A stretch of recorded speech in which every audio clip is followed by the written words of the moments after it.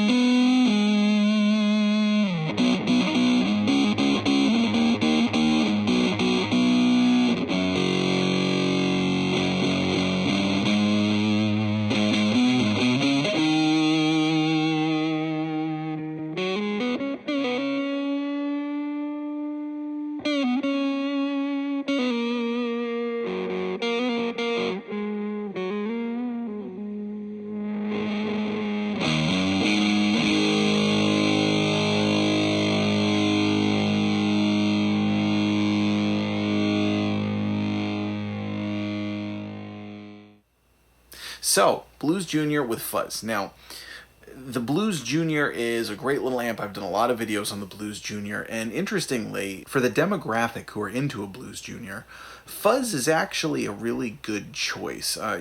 Nowadays it can be easy to think of fuzz and think of this kind of just big doom wall of gain because of how it's morphed over the years. It's really interesting to me that fuzz, which is actually a very simple circuit, can be so vastly different and used in so many different ways and representative of so many different genres of music. But remember that in classic rock and blues rock, fuzz is actually kind of a quintessential tone, and frequently it's used kind of in association with other effects or boosted into an already overdriven amplifier or whatnot.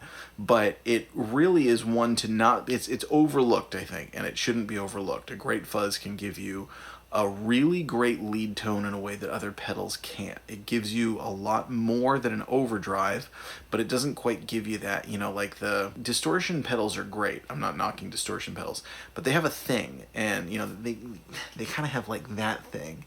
And overdrives kind of have this thing, and fuzz kind of has this thing.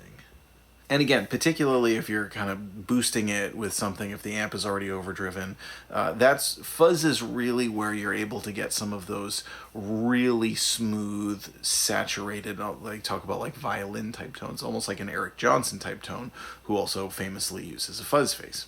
So, talk about what we're doing here today. Now, I picked 3 representations of classic fuzzes because there are loads of different fuzzes around, but they're kind of like the infinity stones of fuzz, if you will. These are 3 of the best, I think, for most of the players who are looking at using this. So, Tone Bender being one of the most classic, particularly in British music, and is known for a bit of a punchier mid-range and a raspier sound, and a tone bender fuzz on its own can sound.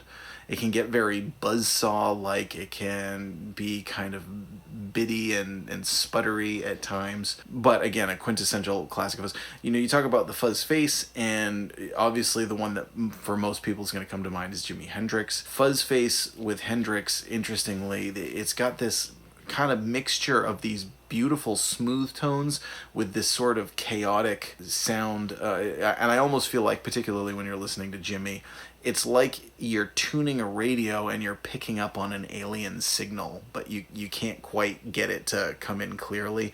That's kind of what I feel like Jimi Hendrix using a fuzz face was like. It's just a metaphor that I like. Moving on, now the one that's probably the most different, but I actually think sounds really good, would be the Big Muff. And again, today I have the Vick Audio 73 Ram's head. Now mine is a custom one, because I'm kind of a big deal. This one is one that he made for me with graphics from the wall, but it's a great pedal. It's, I think, one of his best sellers, and it's most famously known for David Gilmour. Of course, Dinosaur Jr. used the Ram's Head Big Muff and things, and there are loads of other 90s bands that use various Big Muffs. The Ram's Head in particular was the David Gilmour, the famous David Gilmour one. I don't want to go too far down that rabbit hole. This one actually oddly has the most distortion-like sound, and it gets the smoothest with the most clarity, I want to say, but has also noticeably more gain and way more kind of sustain and saturation. It's just a lot more, but it really works. So you just heard it relatively clean with the Fender Stratocaster. I didn't have the preamp all the way back to clean territory. It was pushed a little bit, but it kind of sounded clean, so you got a mix of both. It was a nice clean signal, but there was enough of the preamp push that it also really thickened up the fuzz pretty nicely. Next, we're going to play it with a Prs Ce24, and I am going to crank the preamp on the Blues Junior for that one so that you can hear what it sounds like, not only with humbuckers, but with the preamp really growling. So I'm going into an overdriven amplifier.